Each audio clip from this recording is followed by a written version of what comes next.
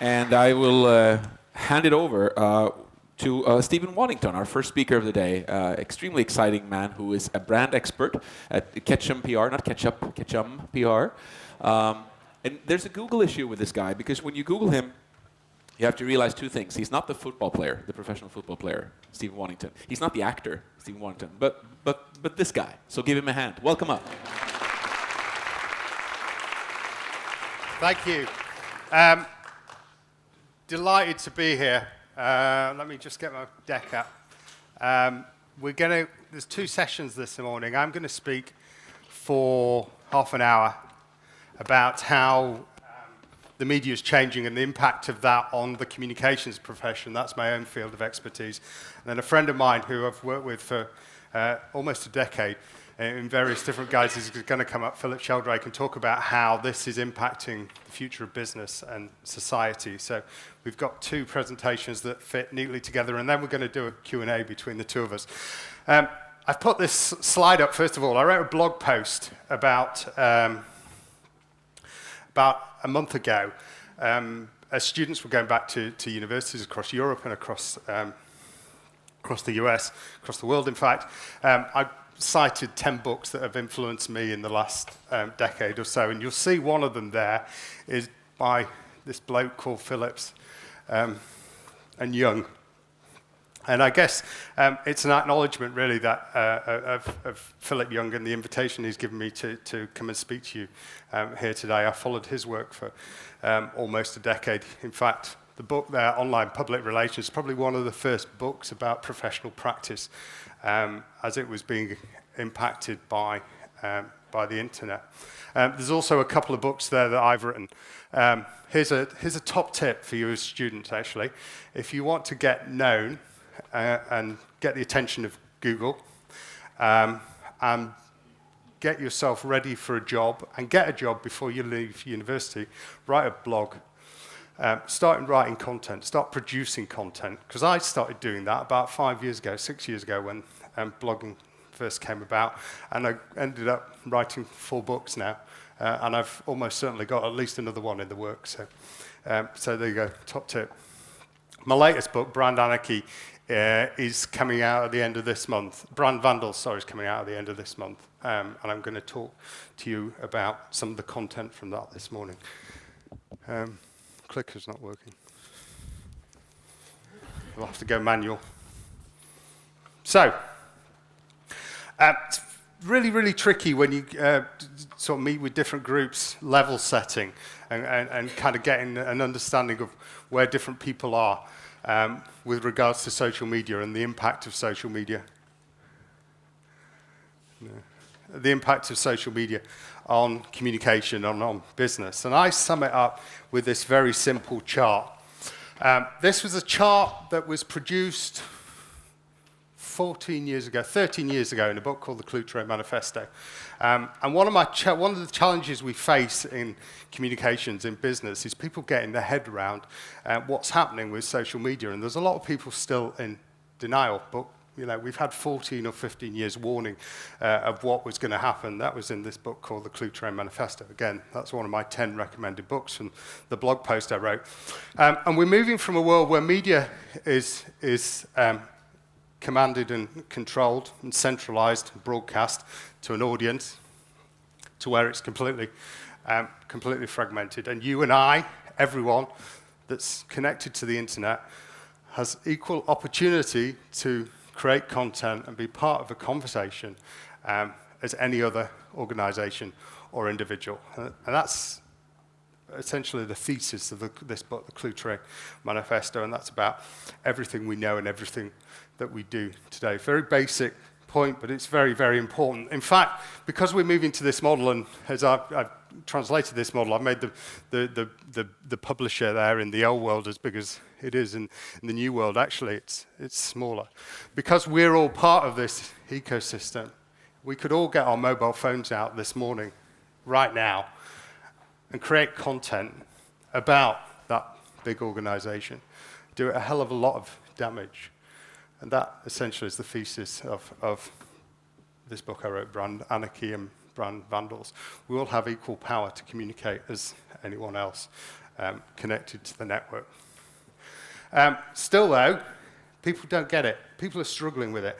There's this big issue in public relations and communications and marketing. And I think it's a generational issue, personally. This book was written 15 years ago called the Clue Train Manifesto. We've had mainstream internet in Northern Europe for maybe 20 years, but still people aren't understanding it. So you get this typical question that happens. I get an awful lot speaking to certainly C-level executives and business executives. What is nonsense? And it's summarized greatly by this picture I found on the internet, where someone takes a Twitter feed and produces it as toilet roll. Now, the gag being it doesn't have a lot of value, but actually it's incredibly empowering, and it does. One of the stories I tell whenever I'm asked about to show the benefit of social forms of media is I say, plug yourself into the internet, plug yourself into social networks. That might be Google, it might be Facebook, it might be Twitter. And start monitoring your brand, start monitoring your organization, start monitoring keywords around your market that you're in. Start looking for your competitors. And when you do that, you'll find lots and lots of conversations taking place. Then you need to decide whether you need to be part of those conversations or not, whether you should be part of that ecosystem, and almost certainly you will be. And that's something Starbucks do. And I include this slide because Starbucks are deliberately trying to be part of this conversation by connecting the offline world with the online world. And so that now when you order a cup of Starbucks at Schiphol, your coffee at Schiphol Airport, you get your name on it. In fact, they do it all over Europe now. You get your name on it.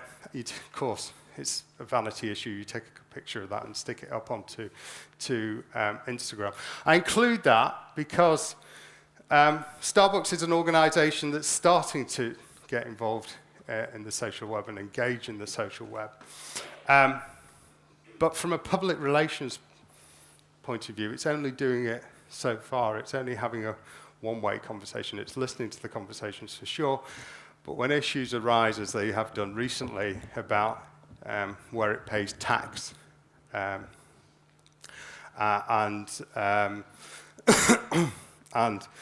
where it reports its profits worldwide, suddenly it doesn't want to engage and it doesn't want to be part of that conversation. And that's where it is at the moment as an organization. Some more level setting, some really good data, and I'd encourage you to look at this. Eurostat published data of the adoption of social media around different parts of Europe, and there you can see in Northern Europe it's past the 50% threshold, almost certainly going mainstream. It's another chart that you can show old people and say, can't really ignore this because actually it's quite important because everyone's doing it. Here's another one that shows 90% of the kids are on it.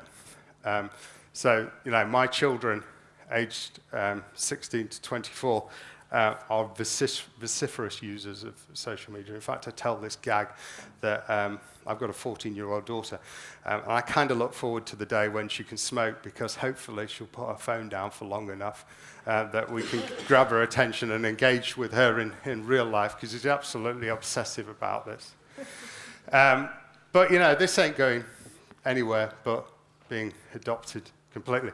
I put this slide in because there's a great book written by the digital editor at The Economist. It's about to be published.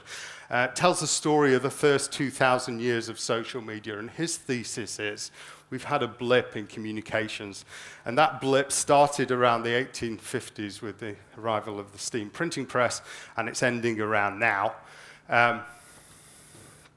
Where media became centralized. Before that, social forms of media were the absolute norm, and after that, now, social forms of media are clearly becoming the norm. And in fact, I argue that probably you can go back further than 2,000 years. He cites examples that the Romans were the first users of social media because they shared documents through scribes and marked them up and passed them between friends. Actually, this is a picture that I shot up on the hills where I live near home of rock carvings in the rock left probably 3,000 years BC, probably about 5,000 years old. No one knows what the hell it means, but It's almost certainly a form of social media of one form or the other. And I kind of, when I'm having a bad week at work, I kind of wander up there and look at that and think, is anything I ever create going to be around in 5,000 years? And almost certainly not. Here's the slide for the Swedes. Really important when you're presenting and you're traveling that you include local insight. Here's a pit that places the local market where you're in right at the top. Here you go. Your adoption of mobile is absolute and you're ahead of Europe. You're the guys like my daughter who won't put your phones down. Actually, I've got everyone's attention, and that's really quite upsetting. As Philip said, you should be tweeting. I'm at Wads, by the way, on Twitter if you want to connect with me. Now, for public relations practitioners, and the really cool thing about being here today is we're connecting business, practice, and academia. And that's really, really important. Next year, I'm the president of the Chartered Institute of Public Relations in the UK. And one of my theses for a long time, my strong held beliefs is that public relations, marketing as professions aren't going to grow up and become proper professions unless we connect properly with academia. And we've been really shit at it in the past, and you can tweet that if you want. Please do. We really, really have, and we just have to. We have to understand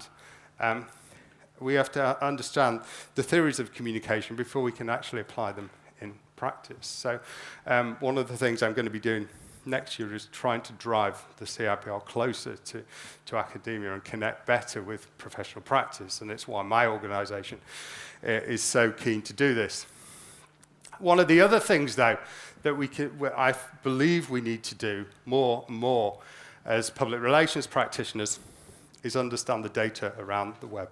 Now, I started my career in public relations 20 years ago when it was all about media relations. And a lot of organizations still practice public relations in this way, that you create a piece of content, you create some messages, you craft a press release around those messages, you send that out to loads and loads of journalists that you think might vaguely be interested in it, and then you call the journalists up and you say, have you got my press release? Are you going to write it? And we're moving away from that. Finally, as a profession, we have the opportunity to connect one-on-one with audiences through this thing called the internet. So we've been working with the media as a proxy for communication with actual audiences. Now we can communicate with those audiences. And the way and means we can do that is through this thing called the social web. And when you do that, you have the opportunity to pull back and understand all those conversations and all the data that people are producing, making available on the web. So I run this project, Pinterest project, where I grab data from around the web about social forms of media. If you go and look at my Pinterest board, Wad's on Pinterest as well. Very hot on Google. If you go and look on Pinterest, you'll see all these different charts. And I'm trying to understand where audiences are going and what they're doing and how they're adopting for the web. And that's a really exciting thing, I believe, for the public relations profession. Now, here's where we are.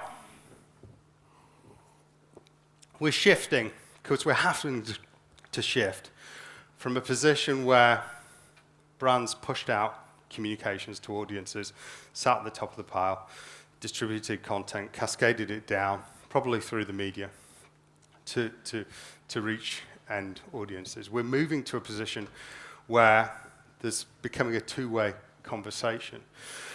And guess what? When you have a two-way conversation with someone, you've kind of got to be interesting. You can't talk about yourself all the time. You can't finesse your story in a way that you hope will make you look good, because that's frankly going to be boring. The only way you can engage is by finding this center ground where you talk to the audience and interact with the audience on the terms that it's interested in, going to be interested in.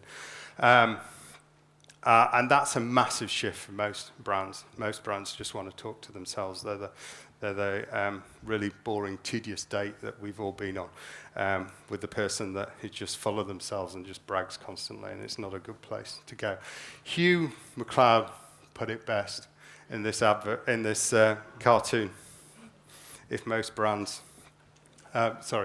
people talk the way advertising people talk, most will be hit in the face. In the social web, you've got to engage. Guess what? When you push out content, when you make content available, people answer back because they can. Why wouldn't you? You want a great example of this? Turn on your phone. Well, you're all Swedes, so you're all vociferous smartphone users. Log into Twitter or Facebook first thing in the morning as people are commuting into work, and you'll see people moaning about bad service they've got from their coffee shop, about their trains running late. Probably, actually, this doesn't happen in Sweden because your trains run on time. Bit of insight. Bit of local insight, that's good. But you'll see people are having these conversations on the web, and on these different forms of networks. And from a reputational point of view, if a brand ignores those, that's going to damage its reputation. And this was an image that I grabbed from a planning notice, civic planning notice. I just thought it summed it up beautifully. Now, so the audience can answer back. The audience is empowered. It's part of the conversation. And that means that when we see bad stuff, corporates behaving badly, or organizations behaving badly around the web, we can do stuff about it. And so people do all the time, constantly. This is an example of Fortnum & Mason's, very, very upmarket retailer in the UK. It sells foie gras. The manufacturer of foie gras isn't legal in the UK, but you can sell it. And so there's an organization called PETA coerced this community on the web to get upset about this. Now, Fortnum & Mason stuck their ground in this case and decided they were going to continue to sell this. And this campaign just goes on and on. And at some point, there has to be a standoff. But for the moment, the brand is saying, no, we're good. This is where we are. We hear this conversation going on, but it's not actually relevant to us. It's not actually part of our audience. Then you get stuff like this.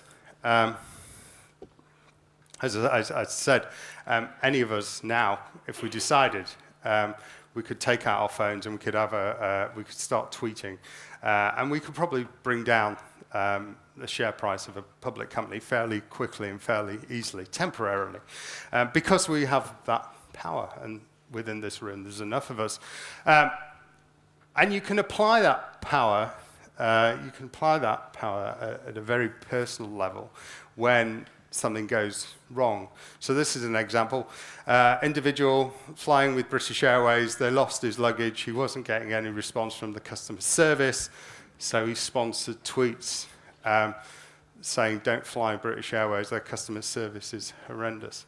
And that was a reputational issue for British Airways for a couple of days until they actually dealt with it. But now any of us can do that. Any of us has the power to call out brands in this way.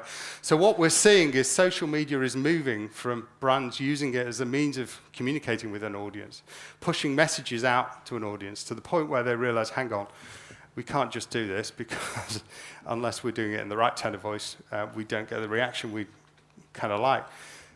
Shifting from there to sales. Okay, we can use this stuff to sell and engage with communities, to customer service, and so it goes on. And this is the subject of Philip's presentation on social business. So social media is being integrated through all parts of an organization because it's having to. Few more examples of brand vandalism. When we wrote Brand Anarchy, and Brand Anarchy is one of your books here, which I'm really, really pleased about. It's another reason I was delighted to accept the invitation to come and speak here. We do speaking gigs, and people would say, okay, we get that. How bad can it get there, really? And how can we do this? And so we wrote Brand Vandals as a kind of response to that, with lots and lots of case studies of how bad it can really get, and what brands might want to think about doing it. This is an example of a brilliant example of brand vandalism. So TripAdvisor, community on the web, people use to rate their experiences at hotels and restaurants. It's a community that's moderated reasonably well, although hoteliers have a real issue getting their share of voice, they claim, to the point that this particular hotelier in the UK created a fake restaurant and got various numbers of his friends to create fake reviews at his fake restaurant, which were all approved by the moderator because it all seemed to be fairly legit. And it blew up into a national news story when he said, hang on, we've got a fake restaurant with fake reviews. People were actually going to go and were trying to find it and asking for directions around this village. And the result of this story is that that TripAdvisor is scrutinizing its own community guidelines and how it approves reviews much better and much tighter than it previously does. Because if you do allow a two-way conversation and it's completely free, it can very quickly become anarchy unless there are rules and there are appropriate levels of moderation. And there you go, that's an example. You can get beautiful things happen as well, beautiful surprises happen. If you read these, you've got to go from the bottom up, unfortunately. It's just the way that my social media monitoring software works. I include this to show that the future of engagement through social forms of media has to be personal. And it has to be, brands have to adopt a tone of voice that is personal to me. So I'm having an affair with Newcastle Airport. I want to put that out there. I go through Newcastle Airport, the local airport to me at home, travel through there twice a week generally as a rule, and I always tweet them, and I've got to know the comms staff there really, really well. And they've been using Twitter now for 2 years to the point that they use it in a really irreverent and fun and a really, really engaging way. And so you get stuff like this. How the hell are you? We're a bit windy this morning. And it's just fun, and it makes my day, and it makes everyone laugh. But interesting thing is, this is backed up by some serious business process and communication. So that the moment there are flight delays, the moment there's snow on the runways, they're on there communicating with their audience, telling their audience exactly what's going on at the airport, and they do it in a very transparent and honest way. So communication is already there, being integrated with customer service. One of the examples I like to cite of how traditional organizations are adopting to this new form of communication is the White House. The White House is using the disintermediation of the media to the extent that it stopped talking to traditional media. In fact, it's deprioritized media. Of course, it still briefs the Washington Pact, but it's deprioritized them and pushes most of its content out through social forms of media. It's pushing out content through saturating the social web, Flickr, YouTube, Twitter, with different forms of content to build a direct audience with citizens in the US. And I think this is a really, really interesting case study of what happens when a large organization, a high-profile organization does this, to the extent that if you go and look if you follow the Washington Press are pissed off by this because they're being disintermediated. And they claim Obama uses this as a means of dodging some of the tough issues that they would maybe call him out to account. And so I include that as an example of, potentially this could have significant implications for democracy, because in a world like this that is completely flat, where we each have a voice within a network, who calls the politicians to account? So it's a challenge. It's something to think about. Here's another thing to think about. I have a real issue with the imbalance of power and the shifts in power online. It's very, very easy to cause a frenzy online. Very, very easy. frankly, if you say the wrong thing on Twitter at a certain time during a TV show, or you criticize someone on the X Factor in the UK, you can very quickly cause a storm of uproar on Twitter. Similarly on Facebook. And lots of examples of cause-related groups are launched that gets hundreds and hundreds of thousands of likes, and that's excellent. It's bringing together a community, but it's almost too easy, because then that doesn't fall over into real change. There's a real disconnect between the simplicity and the ease of a click online and actually doing and making and affecting change in the real world. And real change is a lot bloody harder than clicking a Facebook like, frankly. So there's a big challenge here as well. This is a really interesting picture from the Arab Springs. What's interesting about that picture is the use of English as well as local language, clearly recognizing that there was a global audience for that event. Other things I'm worried about that I want to maybe leave you with to think about. As we increasingly share our lives through the social web online, we're sharing more and more information about ourselves. And so when I landed this yesterday in Copenhagen, switched on my phone, I was told how far it was to get here. I was told the train I needed to get. Actually, I got off a stop early. That's another story. I got told the local exchange rate and the time back home.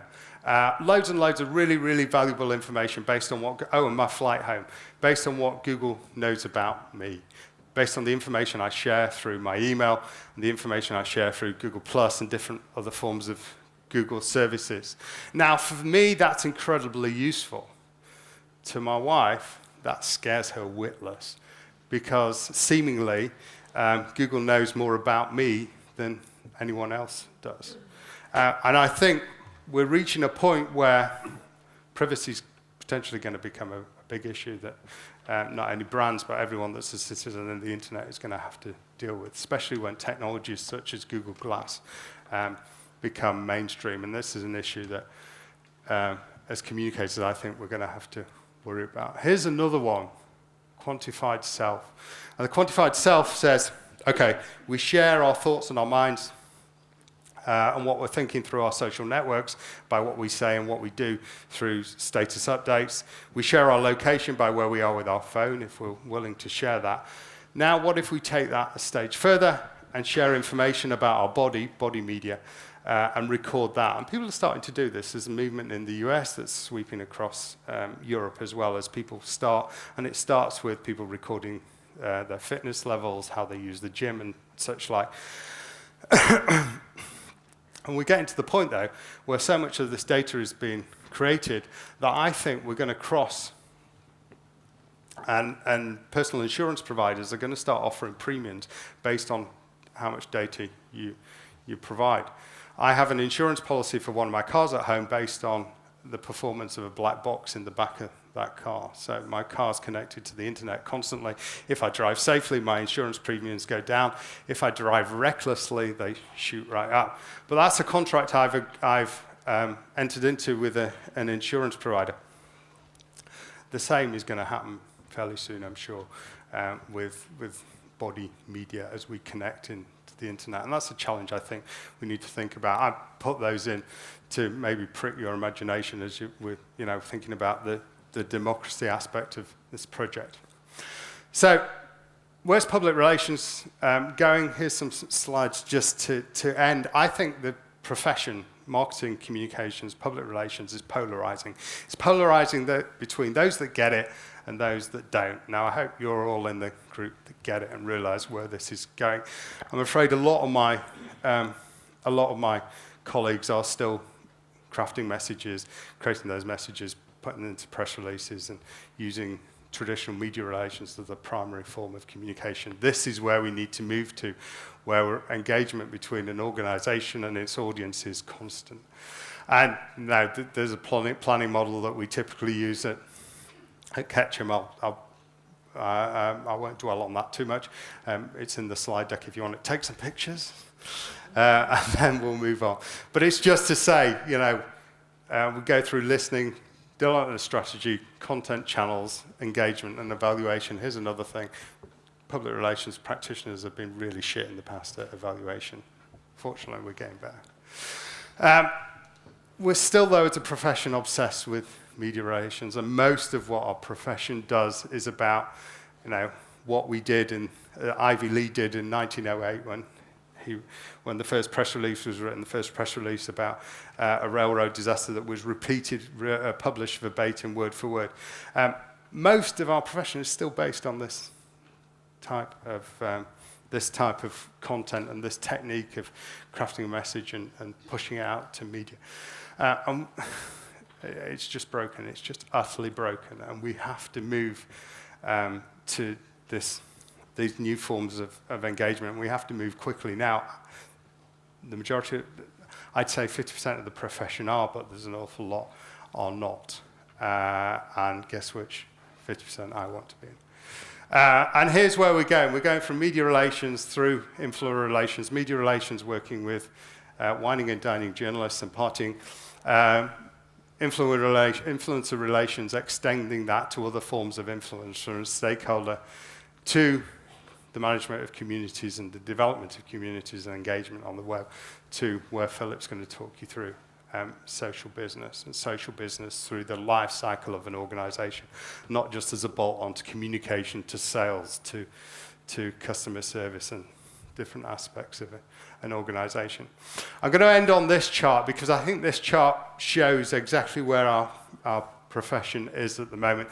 This is a piece of work done by, a European piece of work done by collaboration of universities across the continent that spotted the gaps between the application and the development, the application of different forms of technology and their actual implementation as practice. And you can see the difference between the lines basically shows the gap that we need to bridge, and I think it's probably more extreme than they say. And interestingly here, this is another chart that shows the challenges that we face as an organization, as a profession. The top two are all about our own reputation, and then issues around not only that, but our own use of these different forms of media and engagement. And it's only, I think, by addressing these issues that we really have a future as a professional practice owner. It's only by addressing these that we're going to grow up. So we absolutely need to do things like this and engage between professional practice and academia. And we actually do need to grow up by professionalizing what we do and how we deliver services to the organizations that we work with. So that's me. That's my next book. It's not available to the end of the month, but you can pre-order it on Amazon. I'm now going to hand over to Philip, who's going to develop this and talk to you about social business, and then we'll have a Q&A at the end about both our presentations. Thank you.